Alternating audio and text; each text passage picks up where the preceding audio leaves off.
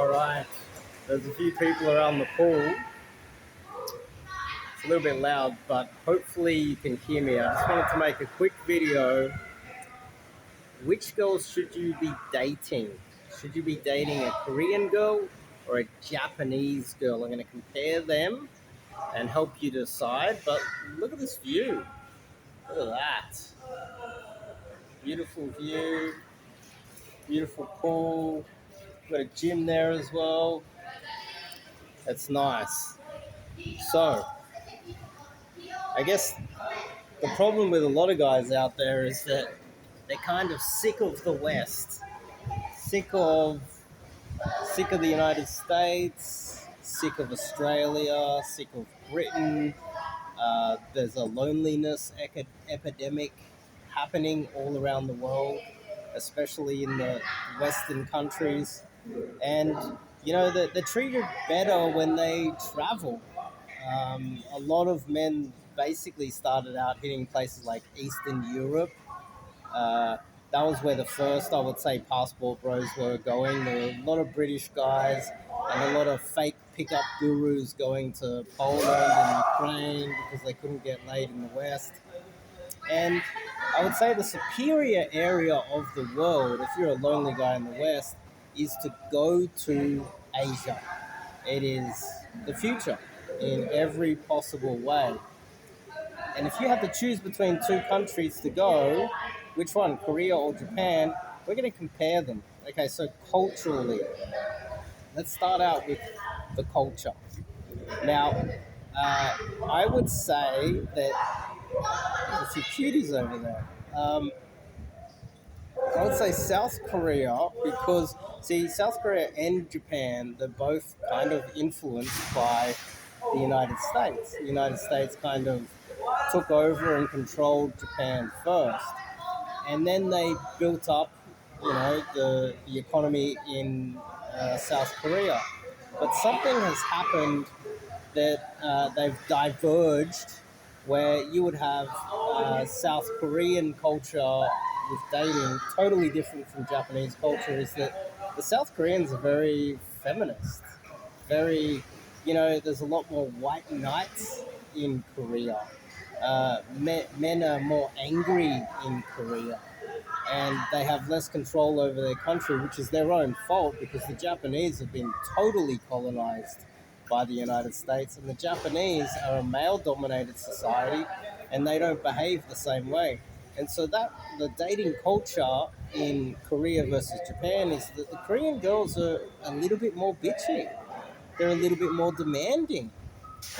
Um, their, their men are giving them flowers all the time and giving them massages and washing the dishes. And the men in South Korea have effectively been kind of cocked in a way. Whereas the Japanese men, and the funny thing is, if you see a Korean man, he's going to come across quite alpha and angry in a way. And the Japanese man's going to come across kind of like less alpha in a way. But when you have a look at how they control their countries, the Japanese man is far more alpha and the Japanese women are far more feminine. And that is a reflection of the men. And so it's a little bit confusing when you look at it on face value, and a lot of men get this wrong where they think, oh, okay, well, the Korean man's alpha, so it must be a male. It's not a male-dominated society. And so therefore, you're going to have to work harder with a Korean girl. She's less likely to want to pair bond with you fast. You're going to have to work really hard for it. You're going to have to spend a lot of money. But it's also, you're going to have to be writing letters and giving her flowers and taking her to expensive dinners, etc. She's going to make every aspect of your life kind of a little bit more difficult. Whereas on the other side, it's a male-dominated society in Japan. The Japanese women, you could buy her a coffee and she'll come home with you because in a way, it's kind of the opposite. She's more empowered because it's a male-dominated society. and she's more free to have fun and enjoy her life. And Japanese girls, let's go to which girls are happier. Japanese girls are happier. They're just more they're more likely to have a smile on their face. They're more likely to be in a good mood. Korean girls are a little bit more grumpy. They're less happy with their life. And both of these countries are wealthy, advanced societies, so it doesn't make sense why, you know, based on the economy and the work life balance, why the Korean women would be more grumpy. But that's just a fact. That's just how it is. Now, so the Korean girls are a little bit more grumpy. The Japanese girls are happier. They're, the culture is a male-dominated society. You're less likely. Here's another factor: Korean girls are more likely the next day, for absolutely no reason, to go, I regret what I did last night with this guy, and charge you with something. Actually, like, uh, lodge some sort of police report against you when you've done nothing wrong. Japanese girls are less likely to do that. So you're safer to go with a Japanese girl. And this is partly why Japan is a far more dominant, successful society, because the men aren't spending too much of their time dealing with nightmare women. Nightmare women kind of destroy your society, your economy, and the future prestige of the country. Japanese girls they understand that this is part of dating. They might regret it the next morning. It's kind of their fault as well because they decided to do it last night, right? But in the West, as well as Korea, they might change their mind the next morning and you could get in trouble. You hear of a lot of men getting in trouble in South Korea. So that's another factor as well. Now, at the moment, I've stacked it heavily in the Japanese favor. But there's one thing that the Koreans have that the Japanese do not have, is that Japanese girls cheat. They cheat a lot, and they're extremely dishonest. So you could legit be in a long-term relationship, or you could be married. You could have kids, and she could go for a walk down to the shops.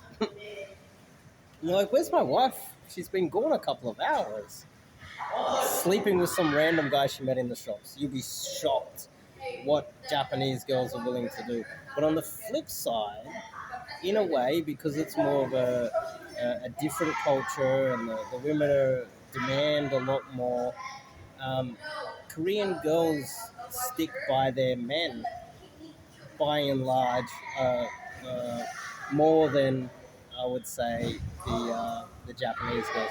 Japanese girls are far more likely to cheat. They're far more likely to sleep with anybody in their way.